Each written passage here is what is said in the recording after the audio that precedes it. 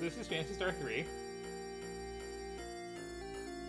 And you would imagine, based on my little spiel there, that this is set, another 1,000 years after Phantasy Star 2, which is kind of true. And we'll be picking up from where I left off there with, like, here's what's happened to this set of planets another 1,000 years later after the central computer has been taken down. But no. The third Phantasy Star game is called Phantasy Star 4. This is Phantasy Star 3.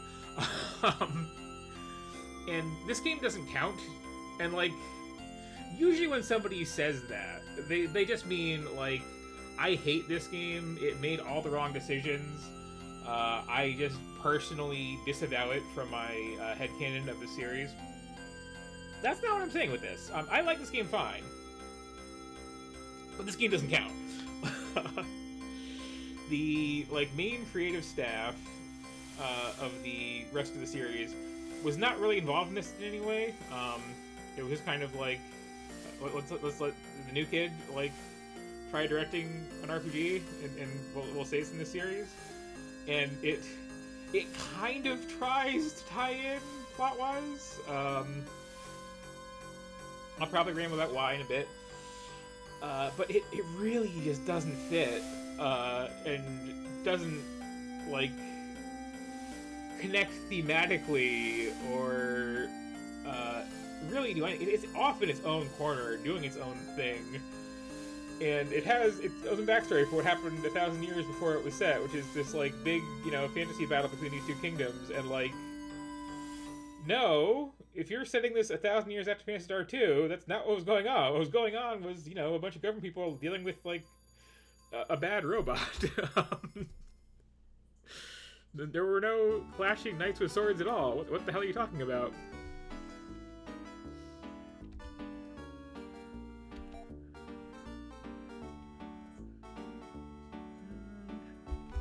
Faster.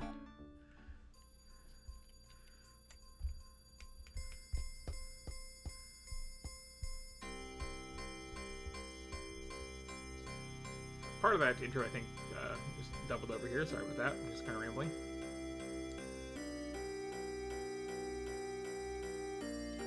Like, these people aren't in any of the games. What are you talking about?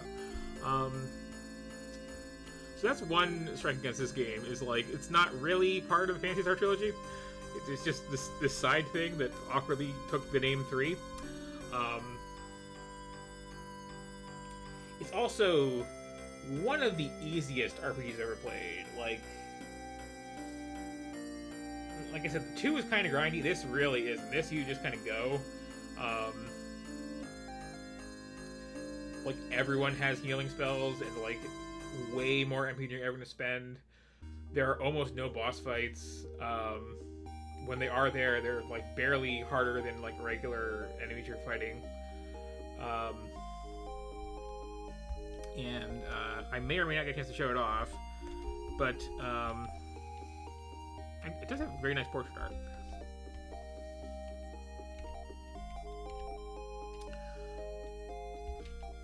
Okay, wait, so that's menu. Yeah, let's talk. Okay, it's just like 2. Very different art style, too. Like, I mean, this looks a lot better than 2 did, honestly. The sprites on the map are kind of nothing, but it's like, it's a different vibe. It's a really different vibe.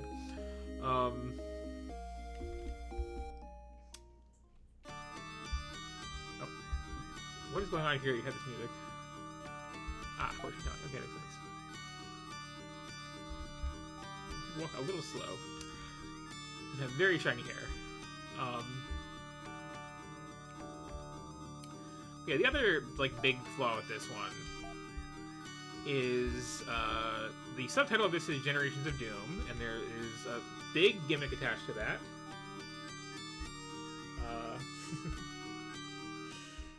It is kind of Twilight, isn't it?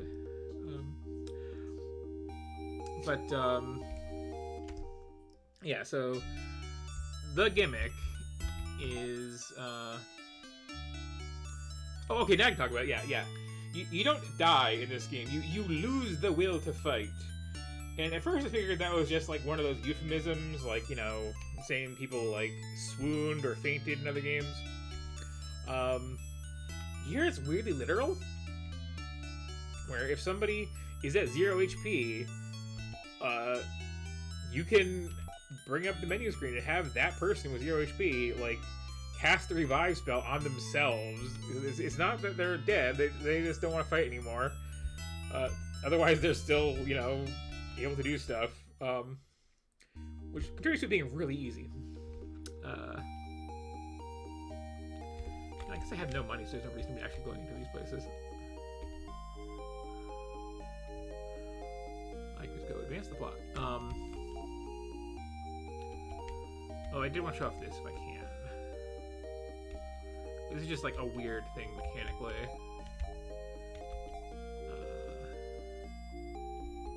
Oh, I need some money to do it. So with everybody's spell list, there's like 4 flavors of magic. I don't remember what the breakdown was. And you can pay some money to go into that building and like tweak the ratio of the 4 with the little grid system. So like if you want to have your like single target heal be better, you can dump everything in that, and it'll like cost a little more and heal more effectively, and like your other stuff will suffer for it, which is kind of an interesting idea. The implementation is kind of sketchy, but it's an interesting idea. But yeah, so that gimmick. At the start of the game here, Prince Rise here is getting married.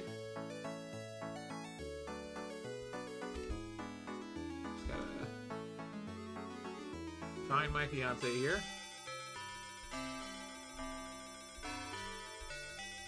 Yeah, it's kind of.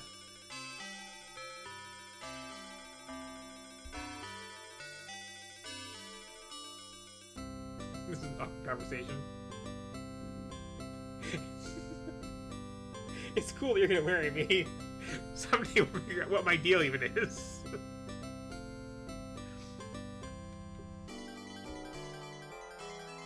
So yeah, we have our little wedding here, and after our little wedding here, the game continues as the child of you and your wife here. And this happens twice over the course of the game. So it spans 3 generations. And, oh, never mind, we might have demons, so, you know, that's gonna... Or, sorry, dragon.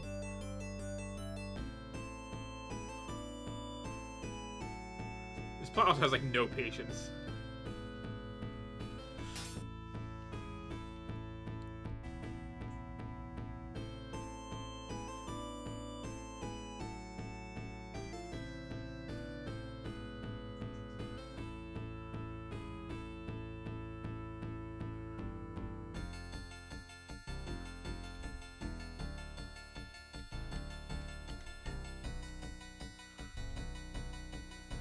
Ow, ow.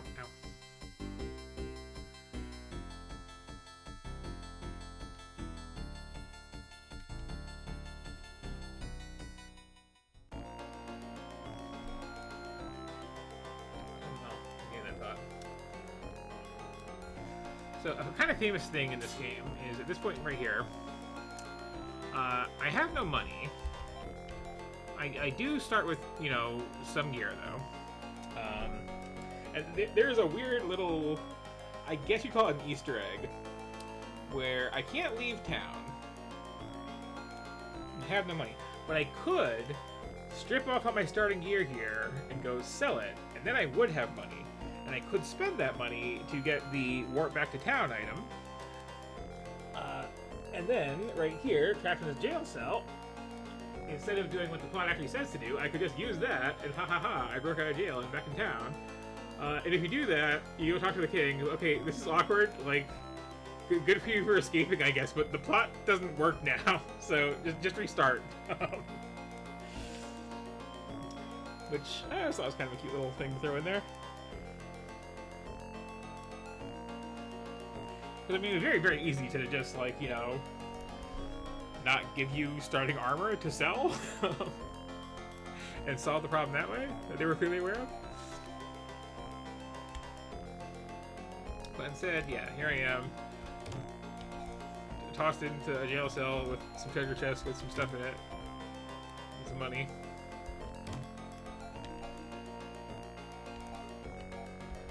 What is this again? I don't remember. I think that's how you see your map. I gotta equip that knife.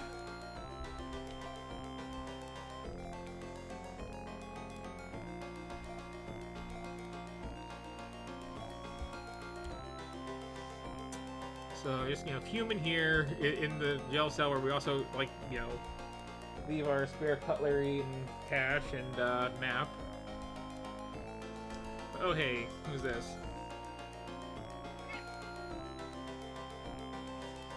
So this is Lena, the other girl that Reese knows. Consequently, when you do rescue your fiance there at the end of his story, which is very, very brief, by the way. Like, this whole game is like less than 20 hours. And that's for all 3 generations of it.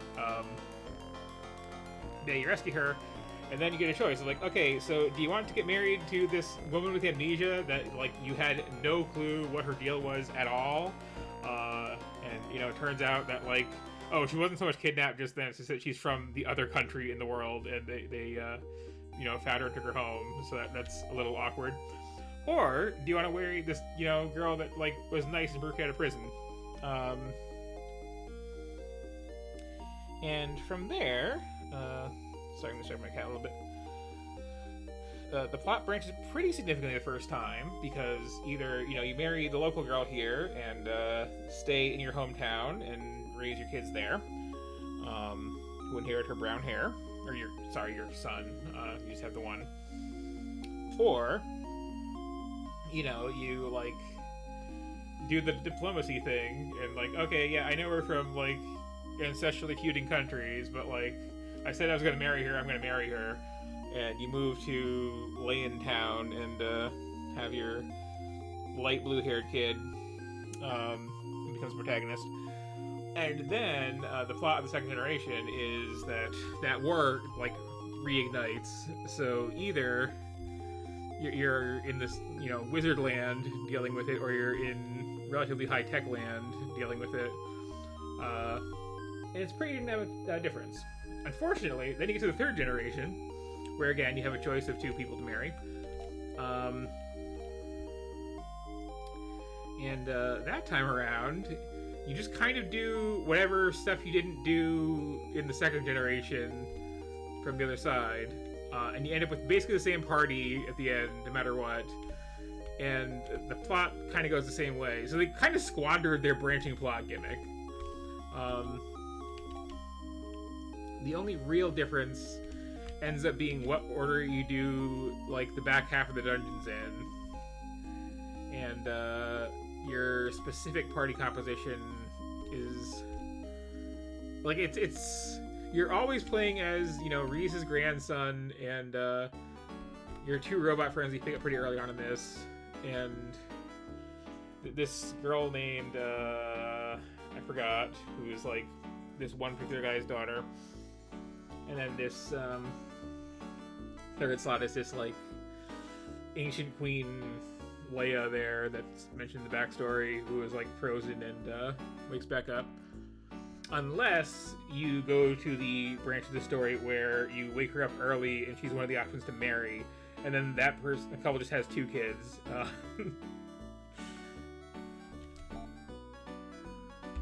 let's buy an actual weapon. This knife is garbage.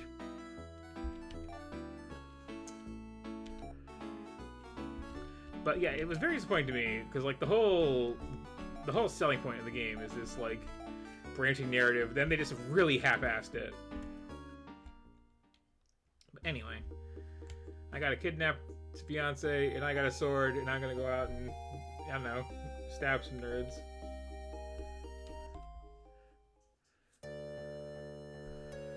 And I do want to point out one thing I did about this game that I really like, and it's not the fact that the forests are just recolored mountains. But you hear the music here, right?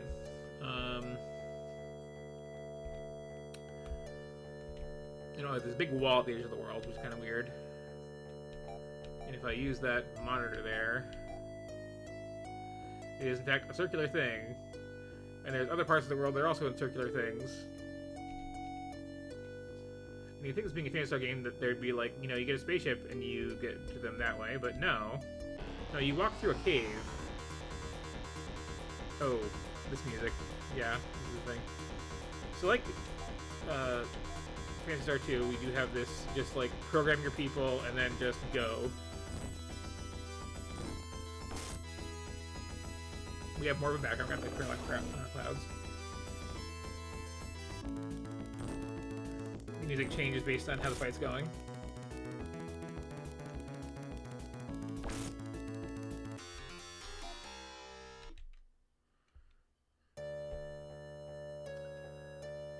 And I think I'm just wandering around Amos, aren't I? Unless,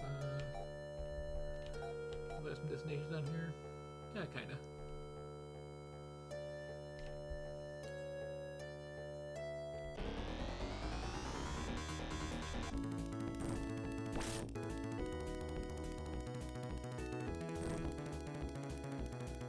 It's been nice for like early importers having this very visual combat menu.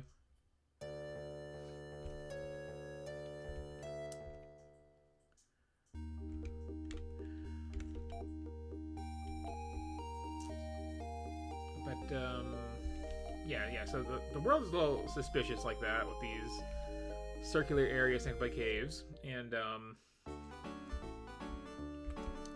I guess since I'm definitely not going to be playing long enough for it to come up, I might as well spoil the big twist of a game from 1992.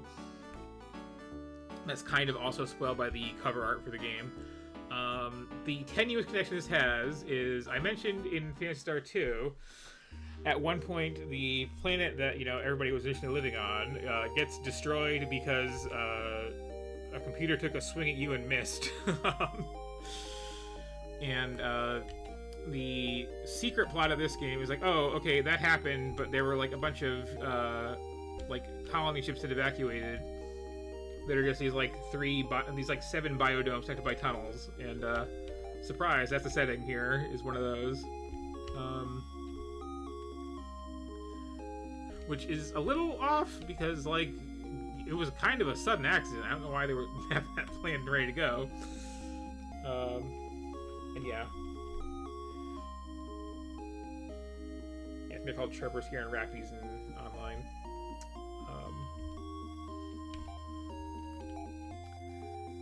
Cyber, good luck.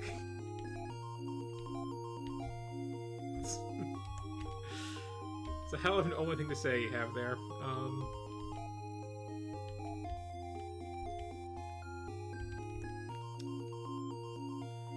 We're using Cyborg in the Terminator sense, incidentally. But yeah, so it's a bit of a weird conceit. That they kind of try to like keep a secret for a while, but like it's, you know, I walked to another planet through a tunnel, like something's up.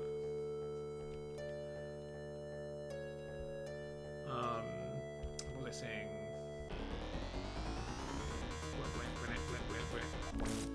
I don't like the music in this one as much as most games, really. It's kind of awful. But an exception to that is the overworld theme is kind of nice, and it does something cool, where as more people join your party, more instruments get added into it.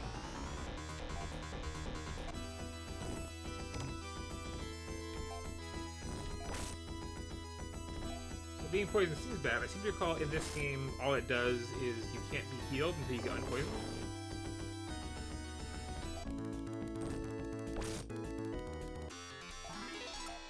Fine.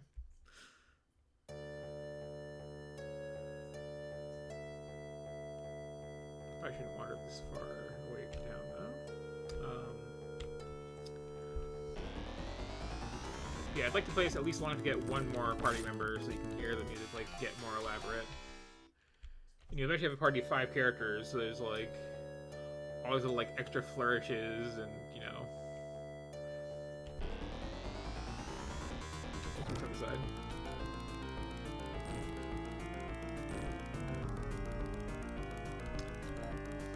like, on the one hand, you know, we do have a full background here. We got like monster animations, but they're kind of lousy. Just gonna hop up and chitter at you.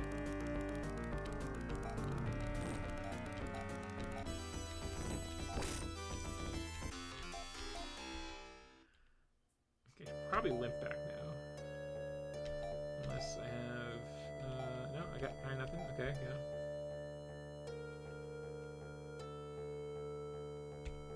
Might die, we'll see.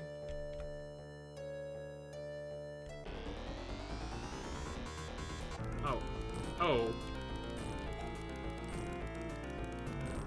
Okay, time to run. Good little for it. Okay. I'm fine. I'm fine.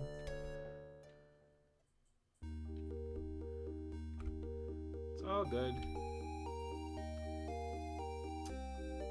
But continue to hit a church before the end. Get that poison cured.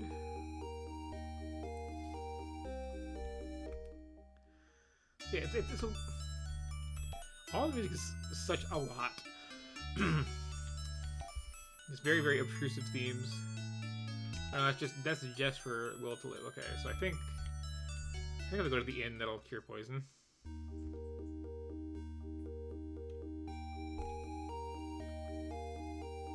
Just gotta find it. Is it the barrel?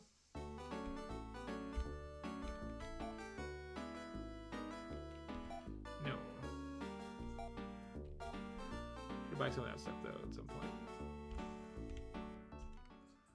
As I currently have no healer of any kind.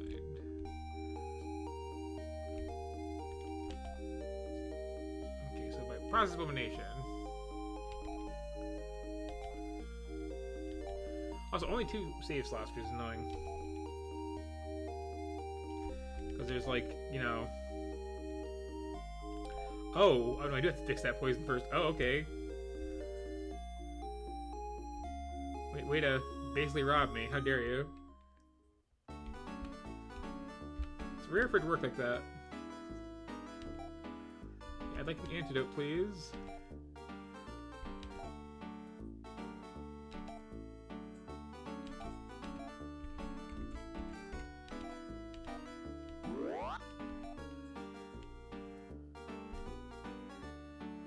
Now let's try that in again.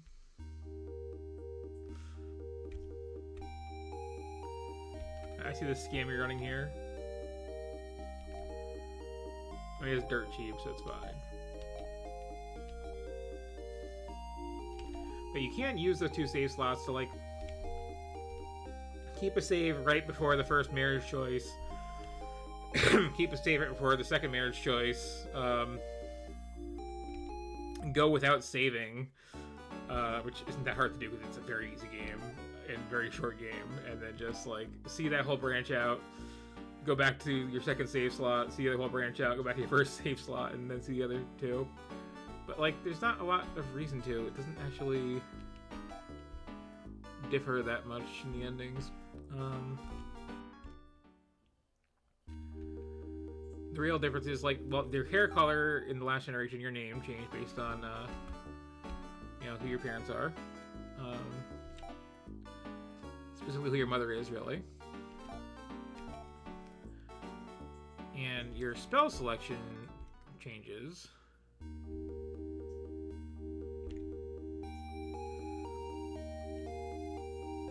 And then your 5th party slot character always has the same name and parents. It's just that like she either grows up to be a nice little healer girl or kind of a punk girl, depending on the thing.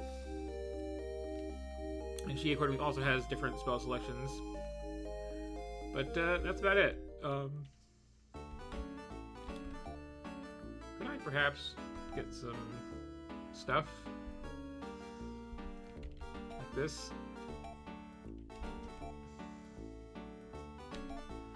I'm being pecked at by chickens, and it hurts a little.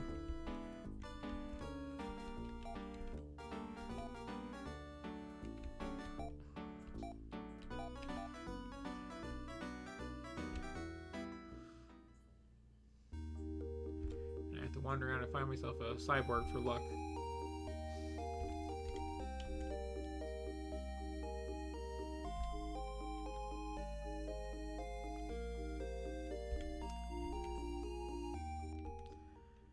point out the music thing. It was neat.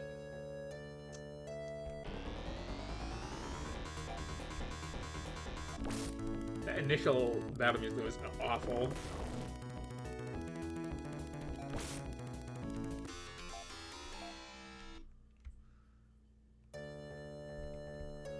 It always starts over after a fight, which is kind of annoying.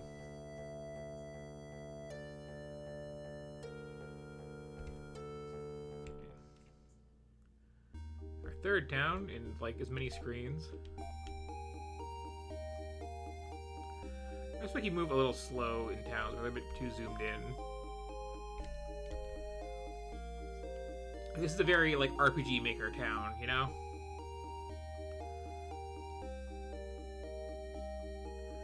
We're gonna like size all the houses realistically and just have like big, barren, empty fields.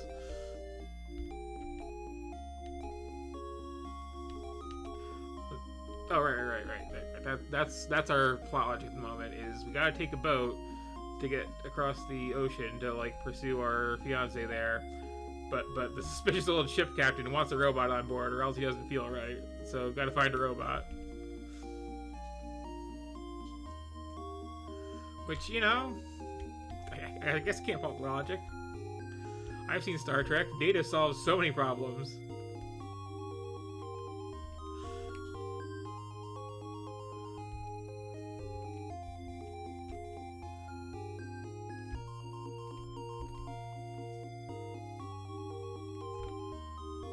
And also, frankly, I've seen the robot you get, and yeah, like, a good party member to have. Ooh, spooky. Also, an actual important hint. At the lake by the northeastern forest, you say. It actually has been long since I played this. I appreciate that hint. Okay, so that lake up there, then.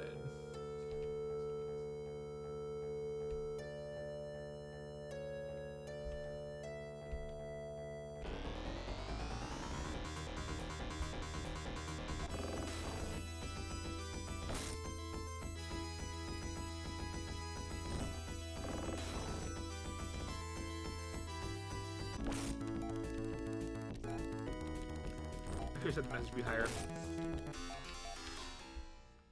I usually do that. I forgot they didn't like automatically get faster if you're in combat like that. So you need to like find a way around these trees.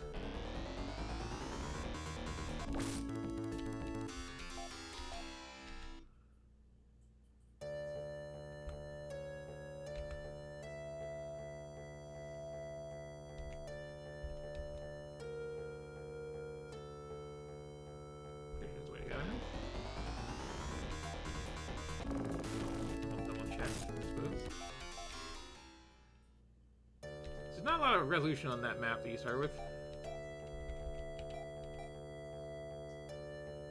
Yeah, okay, look our way.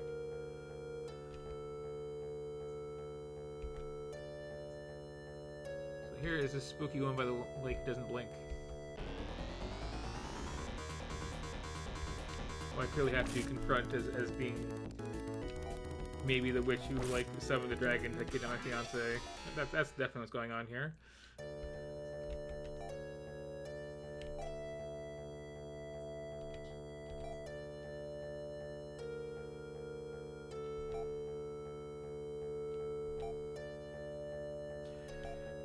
The Red Bear plot.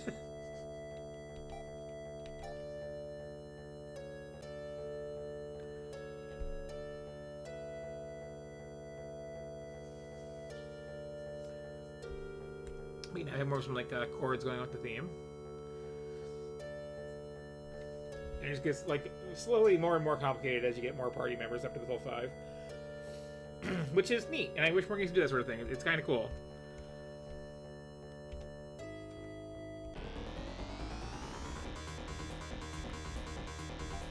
Sure that you're properly programmed to hit things.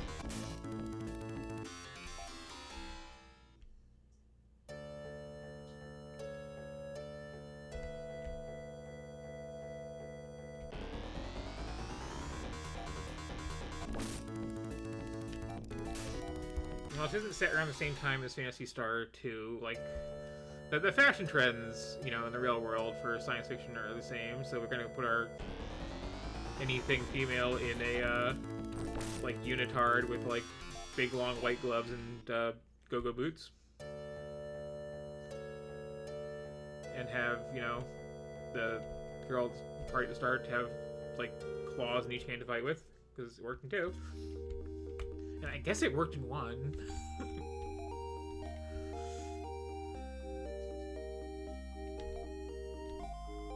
However, there's something fully unacceptable about this. You just got the 1 claw. How much would it cost me to get a second one of those? Too much. But tell you what, if I throw you this knife here, can you make that work? Can't. I love the efficiency.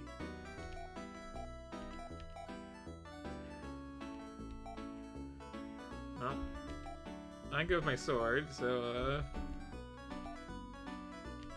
oh, okay, I just need to, like, kill, like, 3 birds, and, we'll be good to go.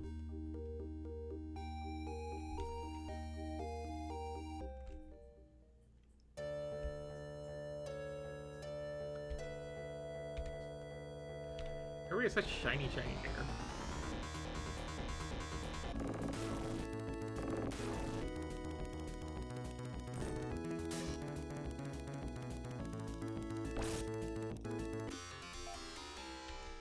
Okay.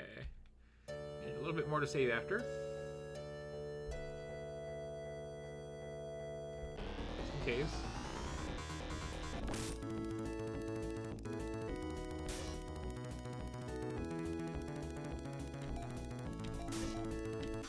And also because I have to do an important thing.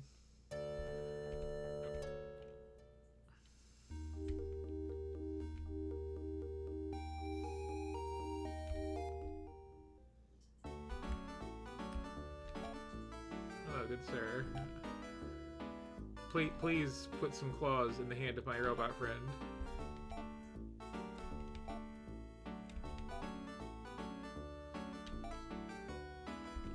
I need them double attacks. Much better.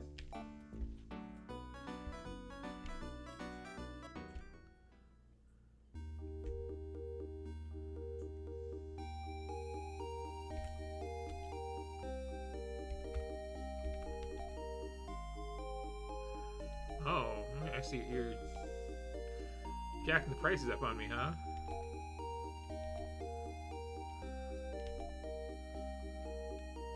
Okay, now having saved it, let me do a real quick reset here.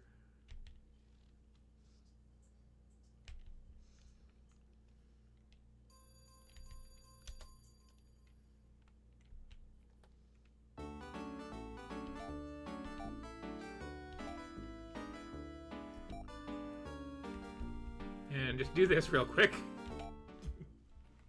Now the game will be tolerable.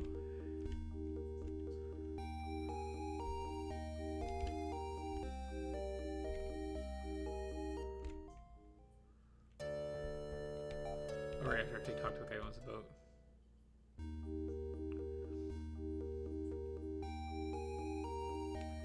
I think I also pick up like the 3rd character like basically immediately. And then show more of the music thing.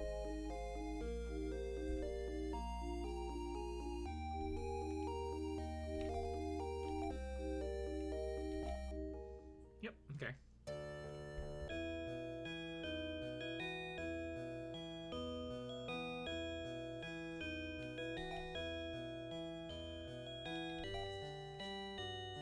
Yeah, so according to legend, the final boss from Phantasy Star 2 is trapped in this temple by a sword from a guy 1,000 years ago, but like you're on a ship that left the planet that Phantasy Star 2 wasn't even set on 1,000 years ago. Halfway through that game, before that boss even showed up, and this doesn't add up.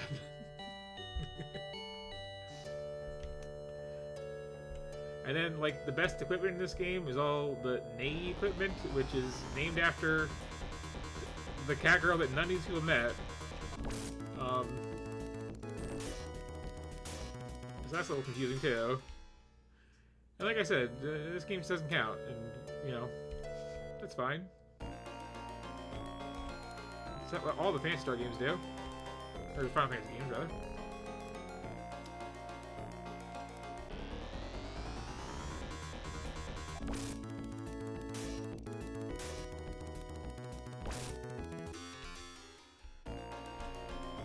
I would not play Phantasy Star 2 without a guide open to navigate the caves. The ones in 3 are fine. Wrong button.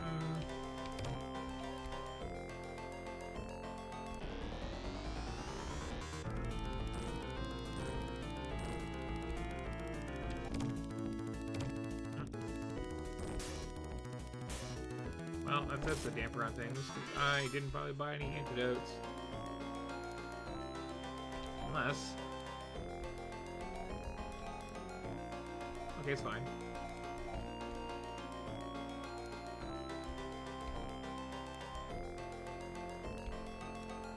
I really need to kill somebody. I can just have my robot friend hear the voice first.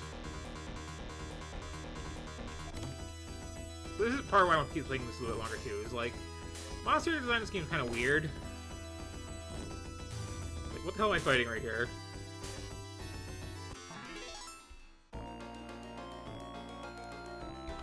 Some kind of, like, deer thing that's spiky?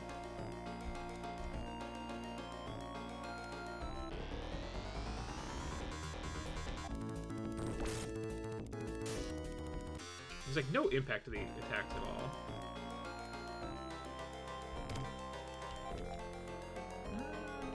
Well, like, no, I have a two-handed sword, so screw that shield.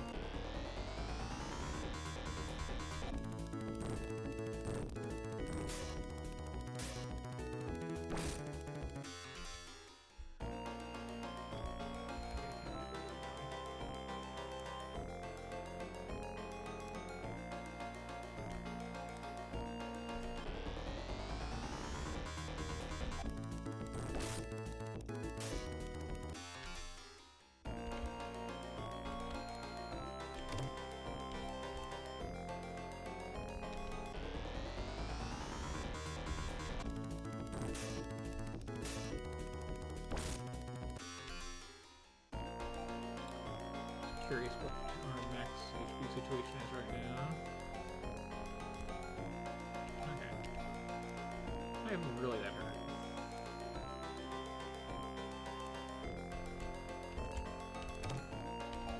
Yeah, I got an antidote. Perfect.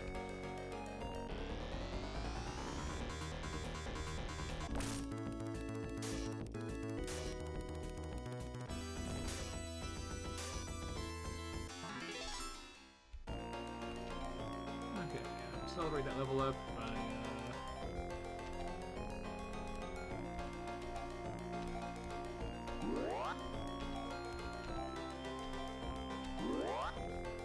there we go.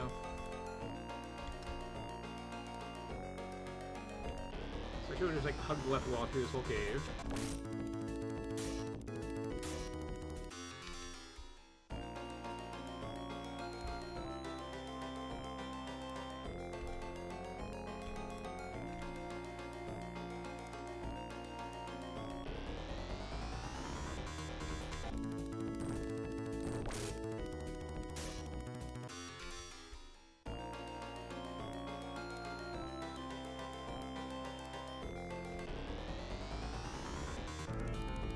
Part number.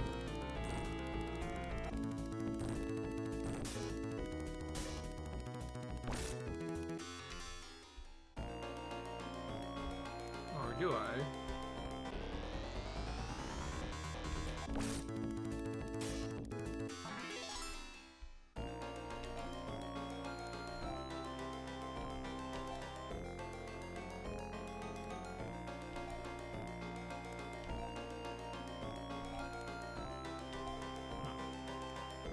She's another party member. Yeah, I just had to apply him. I could have sworn there was a robot here for me to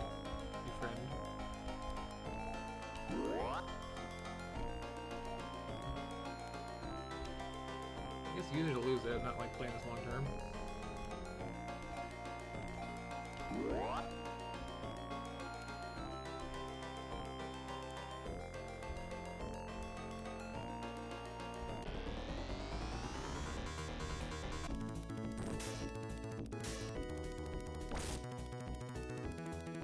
Just don't cost that much.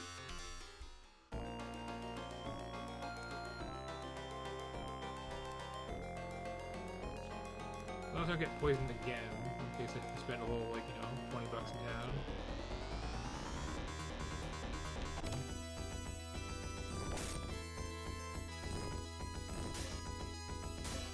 It's very funny. I don't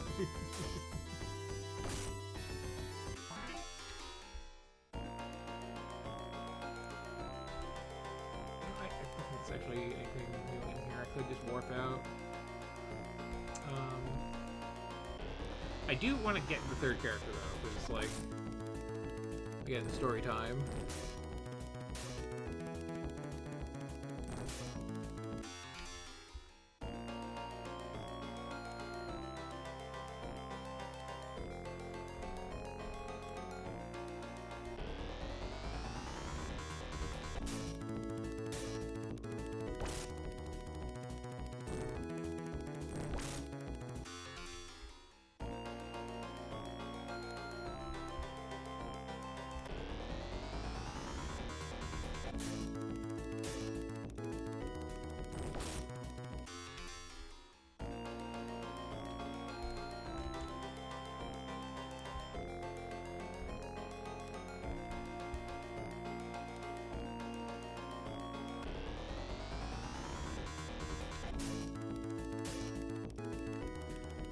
But again, I also want to point out this is like a very early 90s RPG.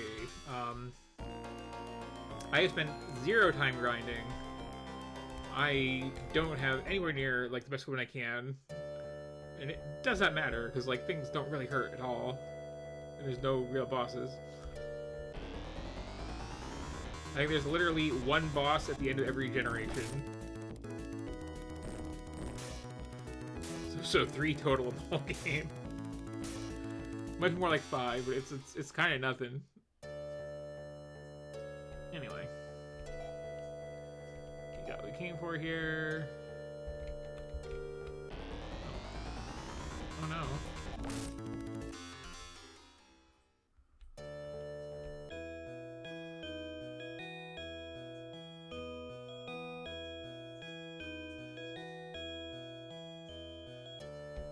So another funny thing is like there's a little anecdote about the you know, source of all evil being sealed in that temple there, and like you end up opening it up at some point to do something simple like get to where your fiance has been like abducted to, and like if you didn't do that, then the whole plot wouldn't happen. And it's especially ironic if you then like don't marry her in the end anyway, just let her like go back to her family. So the plot is entirely the main character's fault in this, basically is what I'm saying.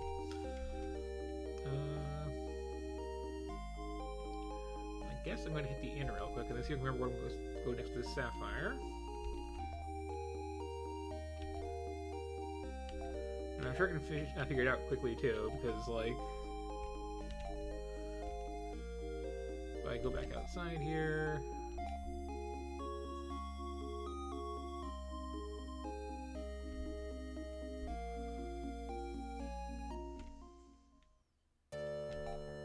And I use my little monitor, like. So we've seen, you know, a quarter of the map of this first world here. And there's like 2 towns each on the other 2. I'm like about a third of the way through the first generation's plotline at this point. There is not a lot going on. Yeah, they should actually check. Is there somewhere else I can go? Oh yeah, I think there's like another town way to the east. And then I get my third character to use the sapphire to go that tunnel to go to the next little biodome.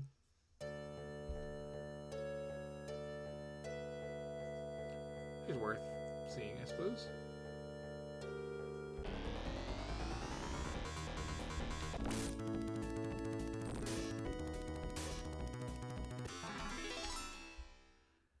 I wouldn't like hate to see some of the other weirder monsters.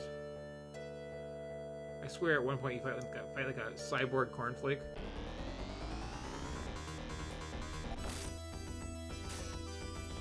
Couple like trans flag colored like naked guys just kind of pointing at the sky. It's a weird selection. Oh, oh.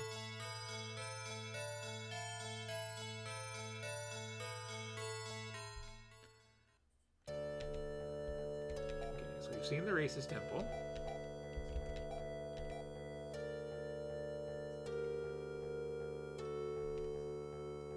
It's not the most accurate map either. Yeah, okay, that's what Savage for. So this is the other thing, the tunnel between worlds is kind of, you know, suspiciously inside of a spaceship looking. So the big reveal, you know, you kind of figured it out well before it's actually out there.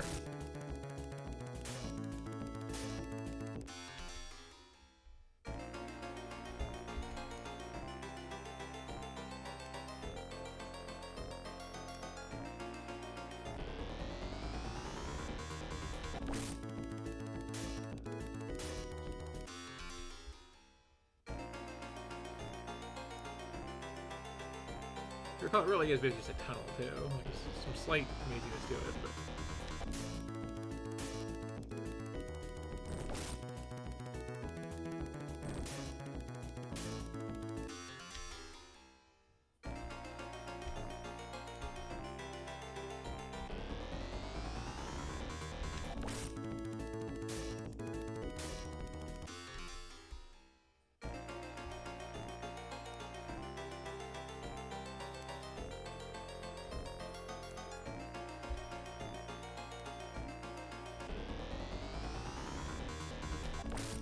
This game does have kind of a high encounter rate, but to be fair, this game is also kind of threadbare, and like you gotta do something to pad it out a little.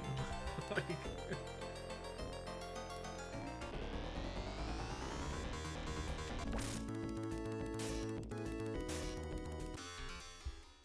But again, like I say all this, I don't hate this game. It is kind of fun. It's got really nice character art. I'll give it that. It did not live up to its ambitions, but it had them. The whole, like, intergenerational thing was a cool idea in, like, 1992. Heck, it's still a cool idea now. Like, other things have done it, but, like, not many. It's like Romancing Saga. Okay, there's a nice weird monster for you. You know what? Why don't you actually... heal yourself a little bit.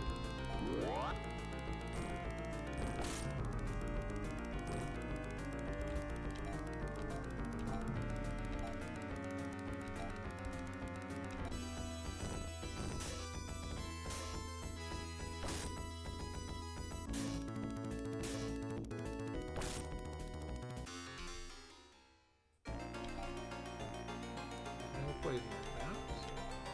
You can't lose.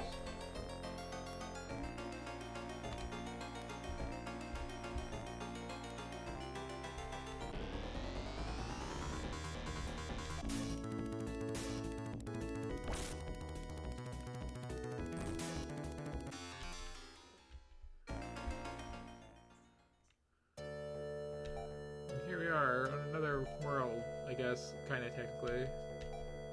If we pull out our map. Again, there's another 4 too, like down along here, that show up in the other characters' stuff.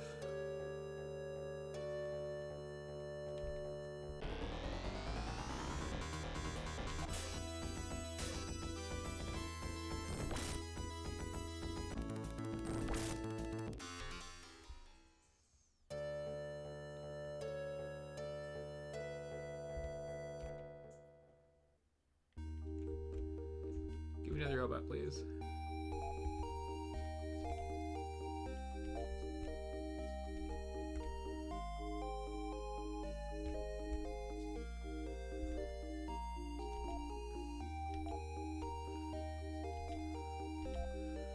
all the tabs have basically the same layout too, which is just really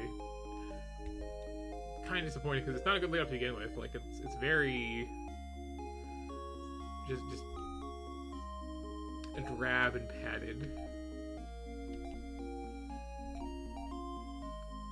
Oops. So the D-pad will advance dialogue there. And again, like the plot just doesn't add up.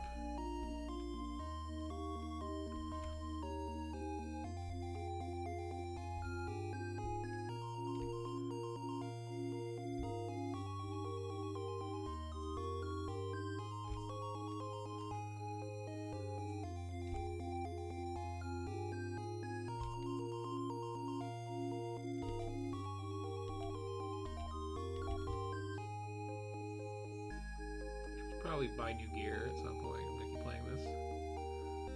But big if.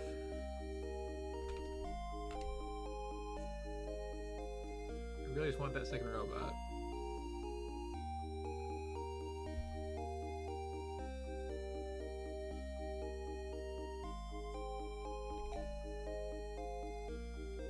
Catch him on me anyway.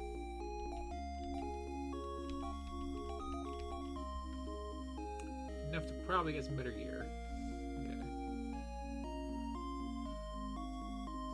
So like all the way up here.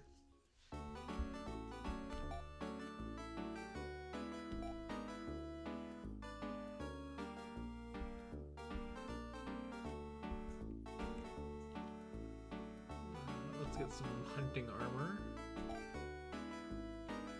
No. You?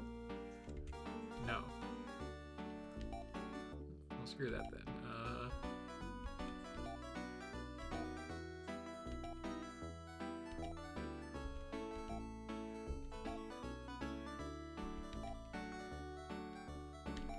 Now, being the Dark Ages.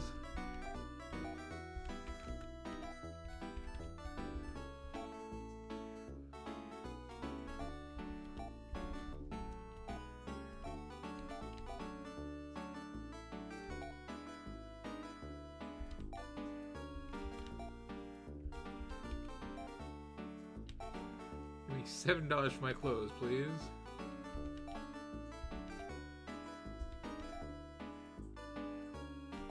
Give me 40 for hers.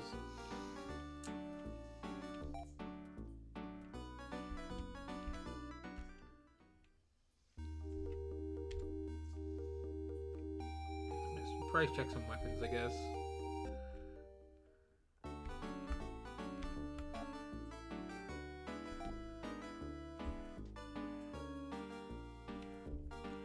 Okay, so I can get like the short sword I already have, and I can get hunting gloves, which are a slight upgrade for her, so I grind out a little bit, but like, eh.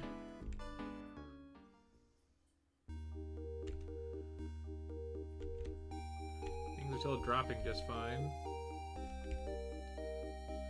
Oh, I can waste some money to show this off, I guess. It is like a novel mechanic, like I said.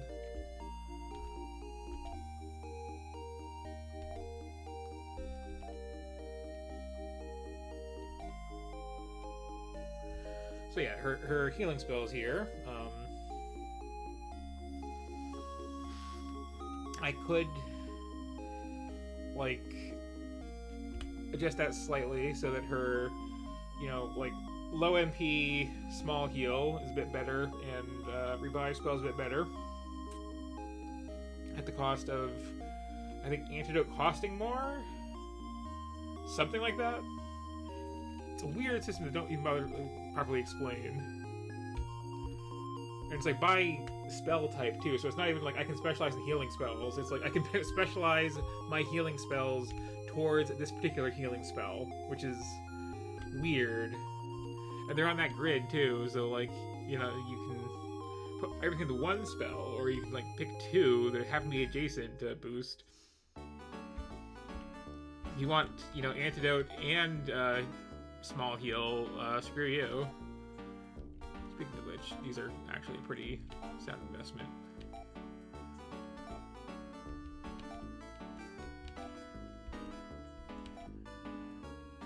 Yeah, maybe just because of control.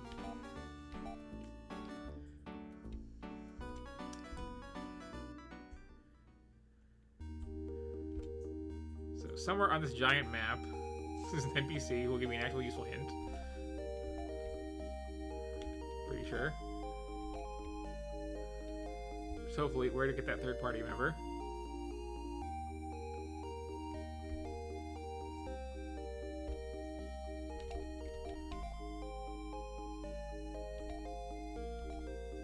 Yeah, okay.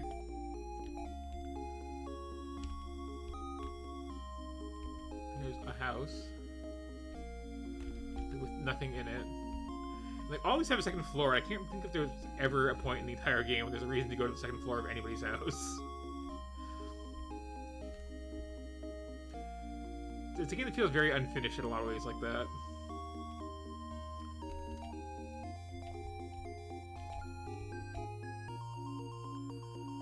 Okay, so there's just kind of nothing here, huh? Okay. Well, that's fair. I'll just have to explore the whole world, which, to be fair, is, like, mostly done at this point.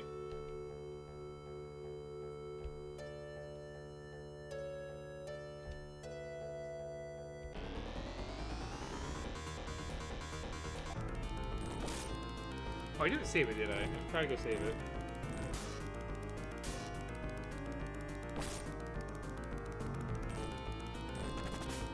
These ice chickens are oh. Well, that happened. I forgot that I hadn't hit the end. Okay, so that's enough of Phantasy Star 3, honestly.